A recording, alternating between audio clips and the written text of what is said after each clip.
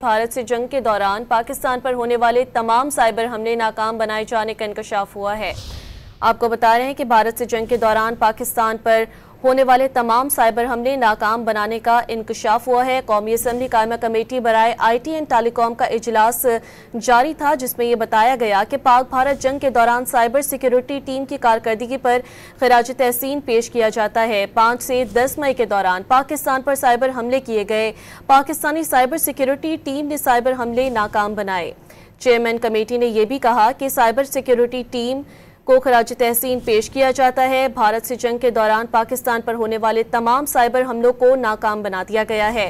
पाक भारत जंग के दौरान साइबर सिक्योरिटी टीम की कारकर्दगी पर उनको खराज तहसीन पेश किया जाता है। 5 से 10 मई के दौरान पाकिस्तान पर साइबर हमले किए गए।